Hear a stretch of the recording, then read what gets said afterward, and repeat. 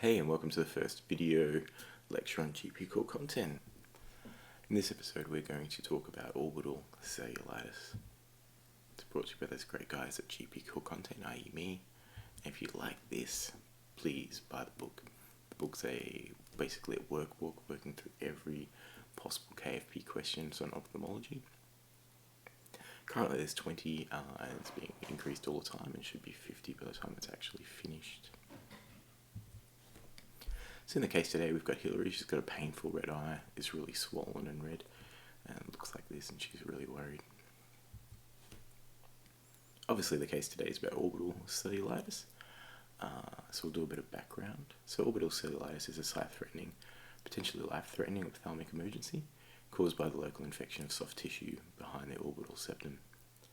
It's most common in children, though it can occur at any age, and it usually originates from local infection that spreads. This is contrasted to periorbital or pre-septal cellulitis, which always stays anterior to the orbital septum and is less of an emergency than orbital cellulitis. Noting it can progress to orbital cellulitis. The key features of history in orbital cellulitis are having a massively swollen red eye. You may have visual disturbances, you might have diplopia or blurry vision, you might have pain on eye movement, and you may have fever and malaise, which can be quite severe. On history as well, you want to ask about risk factors, which would include any recent urtes, sinusitis, dental surgery, general surgery or trauma, or an immune compromise. On exam, you'll be looking for systemic features like fever and malaise, and it seems like in some of the literature they talk about temp of 37.5 being a cutoff. In this case, you might see things like eyelid edema, and noting that's limited to the upper eyelid and doesn't extend into the brow. Eye erythema, chemoses, which is a swollen red conjunctiva. Decreased visual acuity in some cases. And orbital signs like proptosis, gaze restriction, diplopia, visual blurring, pain on eye movement, relative afferent pupillary defect, and papilledema. Other pearls are that if you get a non-axial proptosis, that might suggest you've got a subperiosteal or intraorbital abscess. An extension of the infection into the cavernous sinus produces contralateral orbital involvement, trigeminal dysfunction, and more marked systemic illness. An intracranial extension will cause meningitis and possibly brain abscesses. So they're both kind of extensions of that orbital or cellulitis or orbital abscess involvement. On exam, in periorbital cellulitis, however, you'll see fever and eyelid edema as well, which may extend further into the eyebrow, erythema, chemoses, and ptosis, but you shouldn't see any of those orbital signs that we talked about before, such as proptosis, gaze restriction, diplopia, visual blurring, pain on eye movement, relative afferent pupillary defect, and papilledema.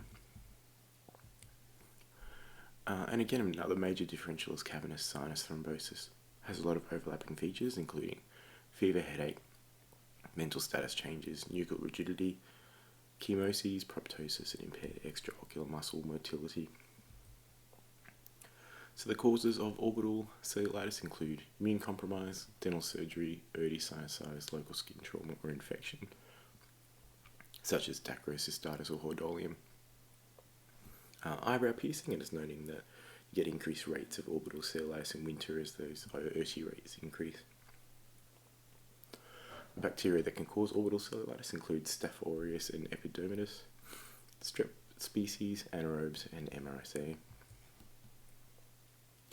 The differentials include orbital versus pre-septal cellulitis, and you want to, make sure you've excluded cavernous sinus thrombosis as well, which has those overlapping features, but has more of those neurosigns.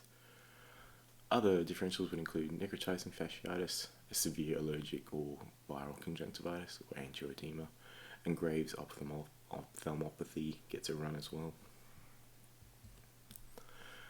The key investigations are that it's usually a clinical diagnosis, but you want to do investigations to find the root cause, and they might include full blood count, looking for leuks more than 15, blood cultures, which are normally negative. If you have any discharge, you want to swab it. You want to do CT of the sinuses and orbit if you've ever got any doubt over the differentiating of orbital versus periorbital. MRI if you've got cavernous sinus thrombosis thoughts, and you can do an LP once you've ruled out increased intracranial pressure as well.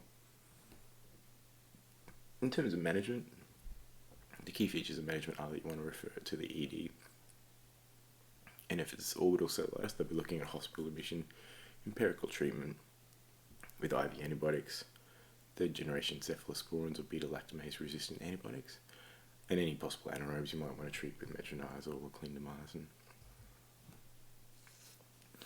The complications of orbital cellulitis include exposure keratopathy, which is basically causes permanent scarring on your cornea, raised intraocular pressure, retinal, arterial or venous occlusions, endophthalmitis or optic neuropathy. Orbital abscesses can cause total loss of vision if they extend into the optic nerve, and any intracranial extension will go on to cause meningitis, brain abscesses, or cavernous sinus thrombosis. If that cavernous sinus thrombosis becomes septic, or you get an intracranial sepsis, that can lead to death, which is bad. So in terms of the sources, these are the main sources that we used to generate this lecture. And if you like this, please buy the book. It's got a lot of KFP cases in there. It's got 20 at the moment. Each case has about 10 to 15 sub-questions covering the entire range of ophthalmologic questions that could be covered on the KFP. Thanks a lot for listening and watching.